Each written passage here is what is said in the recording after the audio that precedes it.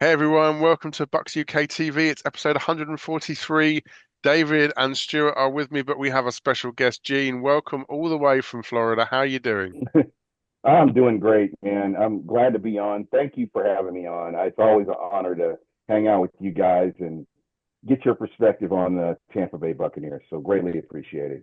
Thank you. And I know that we're always keen to contribute to the stuff that you do as well, particularly our Welsh friend Adam. He's always chatting and filling up your inbox. But if Yeah. other people maybe haven't heard about Buck What You Heard, how can they follow you in more detail? All right. You can follow me at BucWhatYaHeard on Twitter or X or whatever you call it. I call it Twitter. This It's is what still it's always Twitter, I been. think. Yeah. Yeah. So, and you follow me, I'll follow you back. On YouTube, you can find me just look up Buck What You Heard, and you can follow me or the Bucketeers. I do a lot of collaborations with the Bucketeers. Great group of guys that they know their stuff as well about football. So I love the collabs. I think with all the Bucks fans we have, there's enough room for everybody. Oh, you've set the bar quite high there, saying we also know about football. We're just fans. We don't pretend to be anything more than that. Yeah, I think there's four of us, so there'll be five opinions on the game. That's kind of how it normally works. But let's speaking of the game, let's talk about it. Maybe Stuart, let's come to you first. It was a hard night to be a Bucks fan. So 1:15 a.m. kickoff. No one wants a Monday night game in the UK to go into overtime. Certainly not with that outcome. It was a hard one to watch, but still a close one. It was. I mean, it was hard to watch, especially when it's ended at 4:15, 4:30 in the morning. I can't remember the exact time, but yeah, it was hard to watch. But considering how I felt going into it, I thought it was a hugely closer game than I thought it was going to be. We didn't look outplayed the whole game. It was, we came back when we needed to. We stopped them when we needed to. Obviously we didn't get the result we wanted, but yeah, if you'd have told us that that was going to be the score the day before, we would have, snapped your arm off. And actually, at the beginning of the season, when we did our member survey and predictions, no one thought that one was going to be a win. And if I said, and also, by the way, Mike Evans and Chris Godwin are out, Exactly. would you Yeah. take losing by a score? Obviously, no one wants the loss. But I mean, Gene, we obviously follow a lot of the Tampa press and all lots and lots of our friends and fans that are out stateside. There's been a whole diversity of opinion from all the way from fire Todd Bowles, start from the ground up, we must sign everyone tomorrow, through to actually that was a good result. Kind of where do you think we are on that spectrum? I personally thought that the game, I was pleasantly surprised. I did not expect the game to be as close as it was. I did not expect overtime. And if you ask me, and I know I've kind of gone back and forth with people, I feel like Todd Bowles took the points. He trusted his team going into overtime, and he felt like that's where he could possibly get, the best opportunity for a win. And again, it's always going to be up for debate. Hindsight's 2020, but I take it either way. But the way I look at the Tampa Bay Buccaneers now, and you've been a longtime fan. When we look back at the 2016, the 2015, the 2012, there was the Bucs were not a competition for another team. And what you have now is a team that's lost their number one, number two, and possibly your number three receivers, and you're still out there competing with an undefeated team that's supposed to really like blow the doors off you. They were at home. The weather was, and the Bucs went out there and they fought for it. So it gives me hope, just going into the back end of the season, and I'm really looking forward to seeing what this team does, in the weeks to come. Yeah, I think that's true. And so, David, let's start on the bright side of the ball, which was, I think, probably the offense. We could probably have the consensus. Yeah, no picks from Baker, a running game that we stuck with throughout the game. A lot of the things we spoke about last time for the Ravens, we seem to have fixed. Yeah, I think offense came to play. I mean, Baker could have easily had a very early pick, but thankfully it flew through the defensive hands. But other than that, I think it was a good game plan. I think Cohen has brought a real refresh to this offense. I think, there's a lot of variety in the plays. Um, we have got a running game now, which is huge, and obviously with the receiving core that we've got missing, um, we really need that to step up. I think sometimes actually we go away from it still too early. Like last week, I know Bucky's suffering with a bit of a toe issue at the minute, but he had a dynamite first quarter and then went out. And again, we seem to sort of drift a little bit away from it when we could have just kept pressing the button on it. But I mean, you look at the players that are out on that offence and how well they competed. Baker is full of heart. He wants to deliver, wants to get it. He's a true leader out there. Running, three-headed monster again. Didn't see so much as Tucker compared to he No, was yeah. NFC Offensive Player of the Week 2 weeks ago. And, we've not really seen a lot of him riding the ball since then. And offense, I think he went to the receivers a little bit late. Miller got a touchdown. He also had a key one that went through his hands. But overall, I don't think there's anything you can complain about that offense last night. They Yeah, really ran out there and played a game. I saw Ryan Miller. I think I saw on the Bucs website earlier that I think they might be naming him as starter. So, I think that's fantastic if he can break into the depth chart. But yeah, but Stuart, I think for me, as David said, the passing game was probably where we were thinnest, but it was kind of the Cade Otton show, and he was taking some brutal hits, wasn't he? He was that they were Baker and Otton were having, they had a really good piece of chemistry. I think I did write down Otton, received 77 yards, which was, the next closest was Shepherd with 48. So Hmm. Baker and Otton, really did have that chemistry and they gelled really well. So it's positive and it's good to go forward without Evans and Godwin, that we've got that little bit of chemistry. And I was pleased with the offense in general, in that there was a load of, it wasn't just, it was everybody chipping in, and everyone was having, good parts of the game. Shepherd, had some good plays, and White and Tucker and Bucky. There was, throughout the whole game, they will come into, their own at some point. That was good to spread it around. It's You positive. mentioned you mentioned Bucky. I'm already a massive fan of him. Not least because as Stuart and I have been talking about, there was a kids' TV cartoon called Bucky O'Hare when we were kids, and that's now my avatar. So I think he could be really special. He to me reminds me, not physically, but in terms of the use for the offense, of kind of like a Alvin Kamara. He feels like he could be that sort of pivotal utility person. And we talked about this last time. I wouldn't be adverse to seeing him lined up at slot. I know others said maybe Rashad White should be out there or something. What do you think about that? I think White does. I would say White does seem to catch a little bit better. Hmm.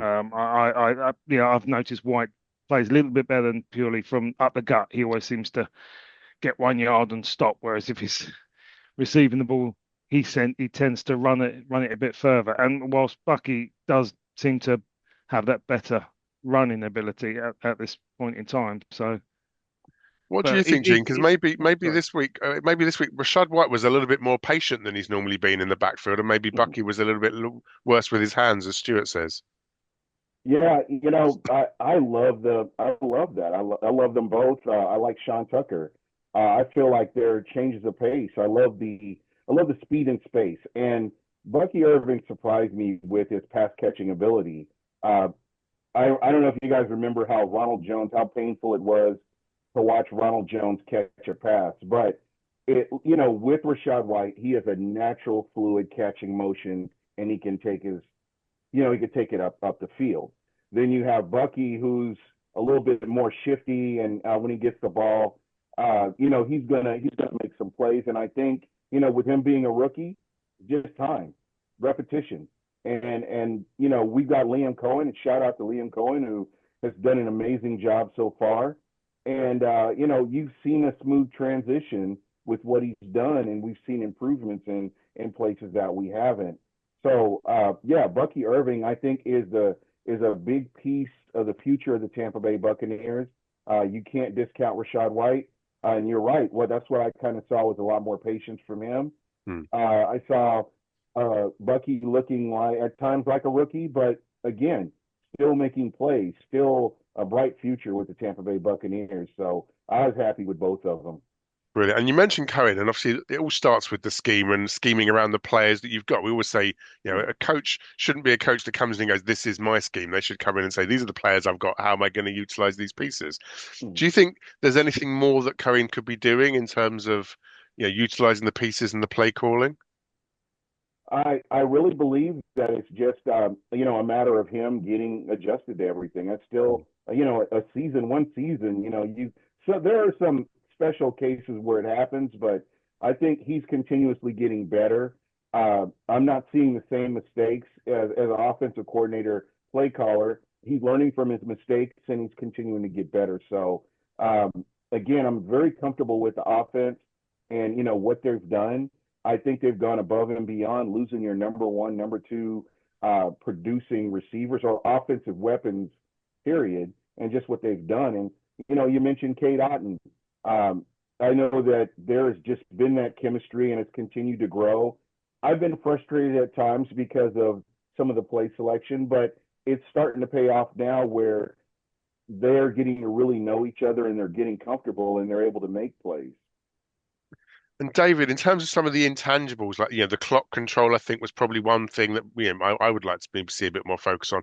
Penalties seem to crop up a little bit as the game went on, and of course the O line, the unsung heroes, they do seem to have adjusted, don't they, to this run sort of game. What do you kind of think about the more sort of fringe elements of the offense? Yeah, I mean, starting with the line up front, obviously they're protecting Baker a lot more than they were, and they get into the offensive scheme as well. I mean, how many times have we seen O-lines getting down, blocking, and adding extra yards after the reception? It's the whole scheme seems just to be so much better this year and so more imaginative. So, yeah, I think that's looking good. I think the big thing with Cohen is trying to get everybody involved. I mean, you look at the jet sweeps of Shepherd getting involved yesterday, and that he's trying to get everyone in the offense to have a part to play, get their hands on the ball, mix it up a lot more than we would normally see. I mean, obviously, historically it was always the opening first down, run up the gut. First down, run up the gut. It's not anymore. It's more inventive. Mm, There's more play mm. action. There's more schemes out there. So I think A lot Cohen's more done a brilliant motion. job with what he's Mm, got. And mm. considering the times he's had to shift personnel around with these injuries all season and to keep going like that, I think he's done a fantastic job. And Gene, you mentioned there the motions. Do you think that's more faith in Baker then, or if we're using more motions, or is that do you think more maybe obviously we don't know whether it's by design or not, but it feels like a sort of a maturation of the playbook as the season's going on. Yeah, and the one thing I've said about Baker since he's been in Tampa, the guy can read defenses, Hmm. and just seeing something at the line that he doesn't like and being able to adjust the call, we've seen that a few times this year. And with the motion, it really helps to force the defense to be honest. You can't creep up if this guy's in motion.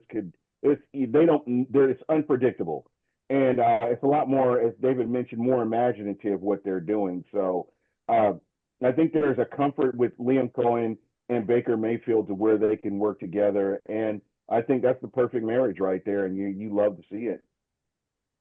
Okay, Stuart, let's go to the other side of the ball, where I think it's probably fair to say the fans are maybe more restless. But again, we've had the similar, there has also been personnel problems on the defense. But I think maybe the frustration is, you know, for many years now, there's always been the knock that we play this sort of prevent, stand back, zone, lots of space in front. And for people like Kelsey and others, well, and also Hopkins as well yesterday, it just meant that we had these receivers that feel to be like more open than maybe the Bucs ones are. Is that fair, do you think? Yeah, I mean, there was some times where with Kelsey and Hopkins were just like going straight down the middle, and it was just almost uncontested. Hmm. So that was a bit frustrating the way they, especially the touchdown to win the game at the end. It didn't feel like it didn't even feel like it was a chance for us to stop it. It just went straight down the middle and game over. But at the Yeah, same and time, and these are that's the Super Bowl champs and the Super Bowl they favorite. are, yes, So, yeah, and Kelsey had probably his best game of the season, hmm. and Hopkins, his best game for years, and Hunt had a good game as well. So it's there were some positives in the defense. There was some good, you know, when we needed to at the end, we stopped them getting that field goal. Yeah, yeah, They when we gave them that little bit too much time that they could possibly get the field goal to win, we stopped them. And there was a couple of other times that we did that. But we got a few, takeaways. So there was some positive stuff, and Hansi and Vita had a good game, and a few others, and David always has a solid game. absolutely. And Gene, I think one of the things that we've been moaning about in the past few weeks is how night and day this defense is when it can actually get some pressure. That seems to be where we are. It all starts up front. Oh yeah, most definitely. And I've been saying that all year. If you can get home with four, it helps your secondary, it helps your linebacker core, and that's kind of where we need them to get consistent pressure, making Mahomes uncomfortable. That does nothing but help the rest of your defense. But again, I mean, when you look at it top to bottom, I felt like Kansas City was going to score more points than they did, and I felt like Tampa did a great job. And there were just times where there were lapses.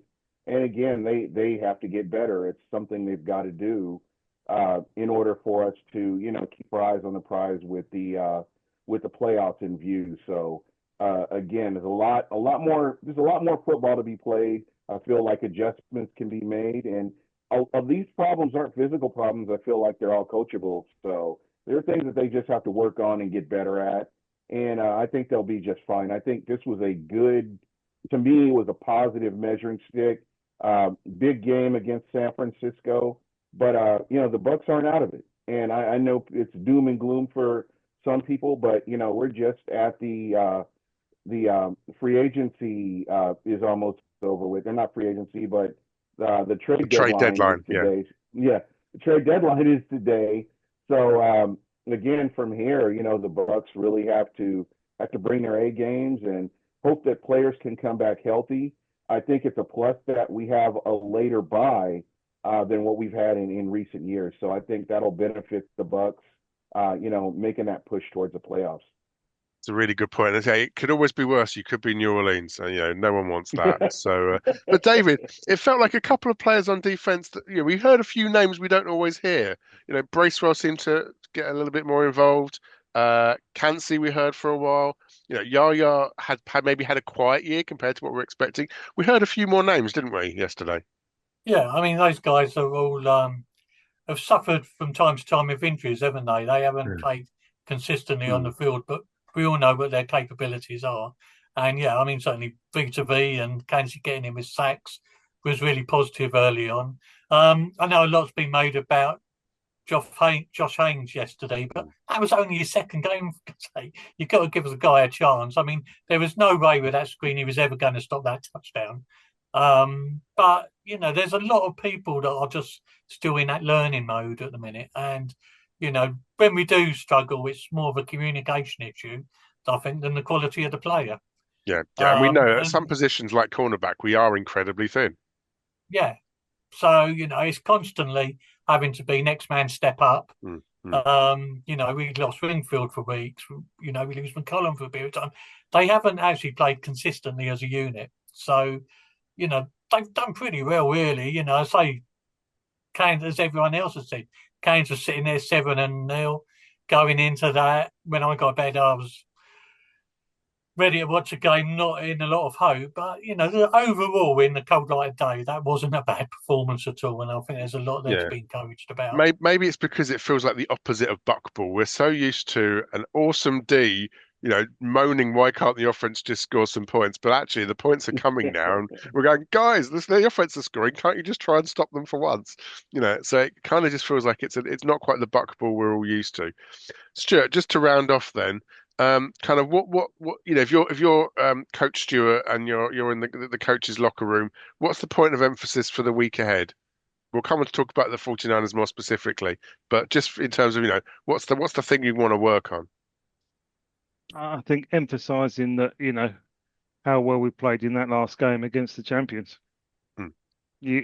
Showing that we can, emphasising the point that we can run with the best. Yeah.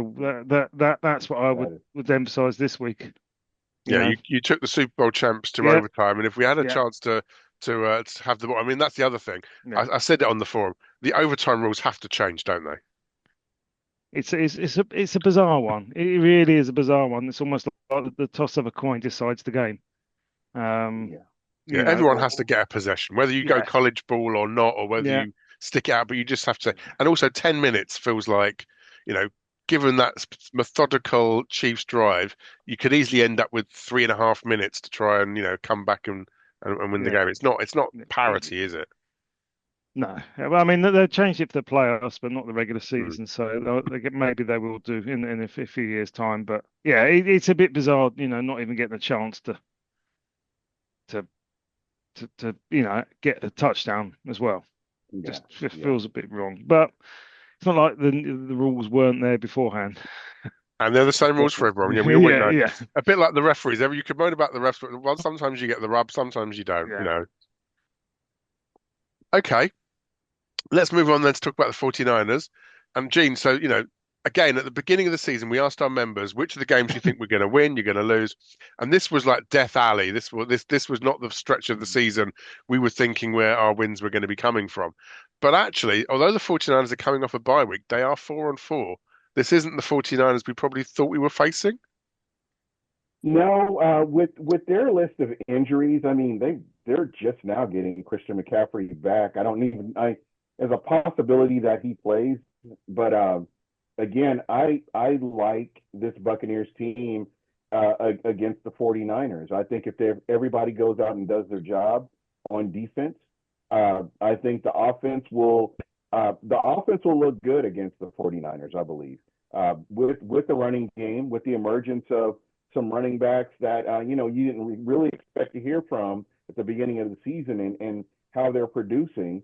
Uh, I believe this is a winnable game. So at the beginning of the season, I would have never thought that, but just the way the Bucs have played, and just the way the season has gone. I mean, you beat the Detroit Lions, the Washington Commanders, and what they're doing right now. You've beaten Washington, and you've gone out there and beaten some teams that are looking pretty good right now. So to be honest, I think the Buccaneers do have a chance. And the rest of the season, I believe that the Bucs are in every single game the rest of the season, unless they beat themselves. Yeah, it's a good point. Yeah. And David, I mean, Gene spoke there about how we're going to score and move the ball on the 49ers. Obviously, we know about Nick Bosa, but this is I always think this is kind of one of those no-name solid defenses. But you think we'll be able to move the ball as well? Yeah, I think so. I think we just keep doing what we've been doing. Say it's variety in that offense. Don't get into a consistent way of playing. Keep mixing it up. Keep them on the back foot. And then, like I say, Baker can read those offenses, and he gets the ball away quicker than normal for most quarterbacks. The only thing is, of course, he has got sort of younger upcoming receivers that may take a while to gel. But if he can try and still get the ball out of his hands quickly, then I think we can negate that and still have a good offense. So in terms of play balance, do you think is this going to be? Do we have to stick to the run? Do you want to open up the passing a bit more? But I think it's very much like last night. It's keep Hmm. the mix going. Don't get stuck in a rut and either running or passing. I think it's keep it open, mix it up a bit, plenty of different plays and variety of plays. I think looking at it again last night, I think where we struggle is we almost on offense have like the first 15 variety pack in the book for the Hmm. first 15 Hmm. plays. Hmm. And then we sort of have to work things out a little bit. And I think we just need to work the middle game out, the third quarter out a bit quicker sometimes. So, but yeah, I don't see any reason why we can't enforce ourselves on offense if we keep mixing it up. And Stuart, how aggressive does that mean we have to be, or is it good? We saw a very patient Chiefs team, for example, showing how methodical you can be, but that does rely on execution because that sort of drive is very easy to trip yourself up. Whereas if we're getting chunk plays every time we throw to K dot and it's a first down, for example, that actually that's a different type of rhythm, isn't it? But so do you want to control the clock? Do you want to be aggressive? I think we need to just play to Baker's strengths, and I think I think yesterday did, and I think a similar a play for Sunday Hmm. is required. I don't think their defense, if I'm not wrong, is setting the world alight at the moment. so I don't think we need to fear them. The offense as well is not, great. And my only concern is that, if McCaffrey all of a sudden comes back, it could be like a catalyst to their team. I think they've greatly missed him. I believe he trained today. I believe he was back Yeah, in the he did. yeah, He yeah. did. So But if I mean, he if yeah, he if he comes back into the team, that would be my concern. That it kind of spurs them up a bit. Um, so I think it'd be important to, stop their run game. yeah. I mean, there's those NFL designations. There's training today is training, and there's training in the same way there's did not participate and limited and all that. So it all means different things at different times. But Gene, obviously, this is a different team probably with McCaffrey versus without McCaffrey. But is that something that you overlook? Because obviously, either way, we've got to stop the 49ers as best we can. Um, we seem to be better at stopping the run than we are the pass. Yeah, and I've that's just kind of been the way it's been. Hmm. Uh, except for the exception of a few big runs, you take away the 81-yard run from Derrick Henry, and I mean he's not even breaking 100. It's just little things, little breakdowns in defense that have kind of hurt the Bucs, and everybody can go up and do their job. 4 quarters of football. I think this is a winnable game for the Tampa Bay Buccaneers. And again, a bit like I asked on offense, how aggressive should Todd Bowles be? Obviously, he's now known across the league for that blitz happy approach. It felt like like you said, maybe did little bit less of that yesterday. If you can get pressure with four, obviously that helps with seven back to defend. How aggressive do you think Todd should Yeah, be against the absolutely. 49ers? And I think that this is going to be a filling out process. If it were me, I'd come out and just see how it affects them, and kind of adjust accordingly. Uh, there have been games where I wish that he would have blitzed more, and then there are other games where I'm like, man, you just kind of have to kind of back out there. There has to be that semblance of balance, but just he knows best. You have to kind of trust him. I know that we've gone through some rocky times here. I think there was this last year with 6 games. We had a 6-game losing streak or something like that. I think the Bucs will be just fine. I just feel like Todd. They'll watch the game film and decide then. But yeah, if you can be aggressive with them, yeah, most definitely. And if you're making them uncomfortable, why go away from it? And it sounds like what you're saying is patient in the season, not just patient in the game. There's a little bit of panic, I think, about the Falcons having that two-game lead and the tiebreaker. Are we in must-win territory yet? Uh, Oh, absolutely. Oh well, I'm sorry. no, Go no, go ahead.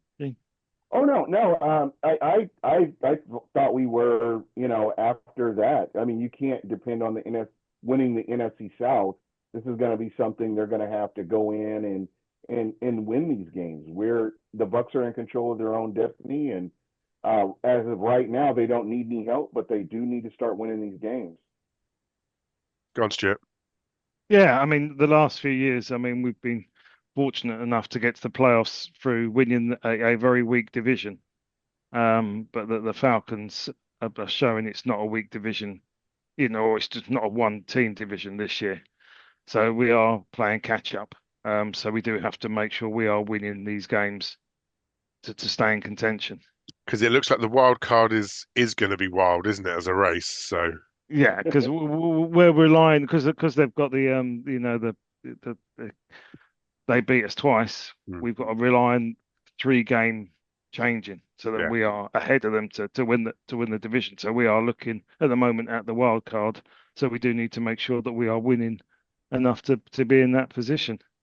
Okay, so I'll come to you in a minute, each of you, for your score predictions for the 49ers. But before then, I just want you to think about who's the one player that's going to be the difference maker for the Bucs against the 49ers. Maybe David, if we start with your offense or defense, or even special teams. We haven't talked much about special teams, but Yeah, who I'm do you not think's going to be the sure difference maker? particularly it's just one player. Hmm, It's really our secondary on third downs, hmm.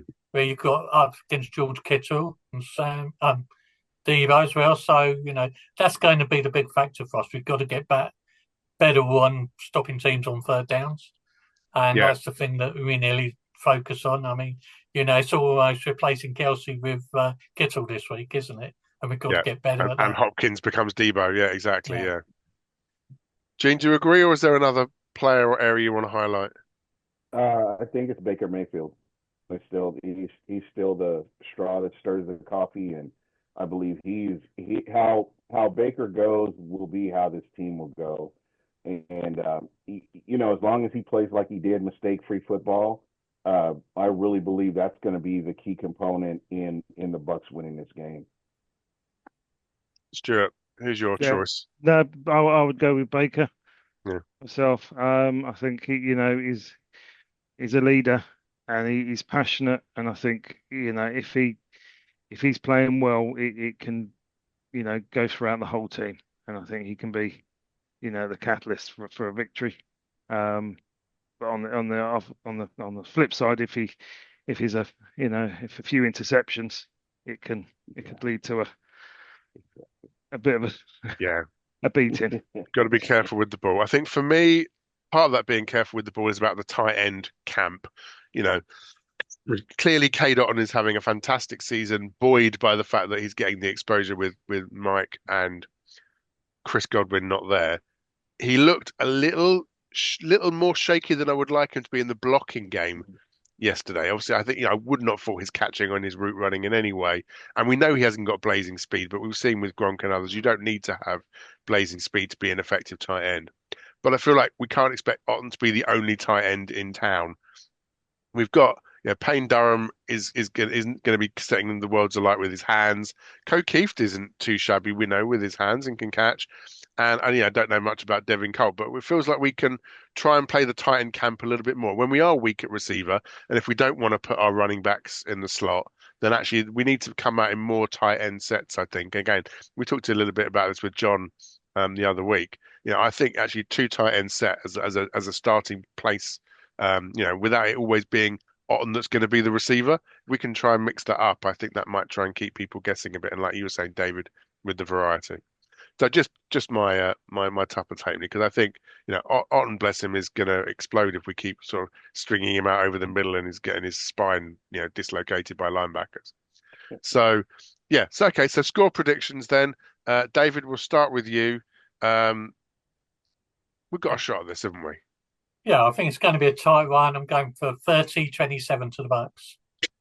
Nice. We like that high scoring affair. We know that, so we've got to try and keep pace with what our defense is allowing. Stuart, do you agree? Yeah, it's going to be a close game, 28-24 to the Bucs. More confidence. We like that. Gene, what do you think as a score prediction? Every time I pick a score, the Bucs lose, so I am very superstitious, and You can I'll leave opt out that if to you the want. That's experts. fine. And I must, and I'm always the one. If I think the Bucks are going to lose, I will pick the Bucks to lose. I don't think they are this. I think we've timed this well. Although the 49ers are coming off that bye week, I feel there's a lot of positives to take from that last game. As Todd said in the locker room, as in afterwards, don't get used to losing. Don't we ran with the Super Bowl champions, and we mustn't lose sight of that. We're not the best in the league. We know that, but we can run and play with those people. And if you want to beat the best, you've got to play the best. And I think we've shown we can run with anyone, literally. So I think this is a low scoring game because I think that's how we succeed. I think the defense will wake up a little bit. I think we will get pressure against a relatively younger quarterback compared to Mahomes or someone. I don't think he's shabby. He's not a rookie by any stretch of the sense, but I think if we can keep that pressure going, I think something like 21-17. I think a lower scoring game, but with I think as well it could come down to who's got the ball last, and it might be one of those games where we slightly lagging behind the score throughout the game, but it all comes good at the end. What we don't want is another overtime coin toss. So yeah, 21-17 I'll take. But you guys at home, let us know what you think as well. You've heard our opinions. What do we know? As I said, we're just fans. We will be in no fit state to comment when it is actually the 49ers game. David, we're having our London watch party this week, aren't we? Yeah, we are all part of our 40th anniversary club celebration. So, yeah, one of our game watch events. This one's a big one in London at Clubhouse 5, where we've already sold about 60 tickets. So it's going to be exciting. It'd be great to see all our members there. It's certainly going to be a fun night. And yeah, I think a few sore heads come Monday morning, So whatever the result. if you don't follow us on social media, do, because I guarantee at some point David's going to try and get all 60 of us rowing the boat in some sort of conga style going on. I dread to think what will happen. But yeah, thank you, David. Thank you, Stuart. Thanks, of course, Gene. It's been lovely to have you and talk to you as ever. You're a great friend of the club, and we really appreciate your views and taking the time out in what's your afternoon and our evening to get involved. So thank you. Thank you. Greatly Cool. And appreciate as it. ever, we always finish with a big go Bucks. So we will see you next week, hopefully to celebrate a win against the 49ers. Thank you guys for watching. And as ever, go Bucks. Bye, Go Bucks. Bucks. Go, Bucs.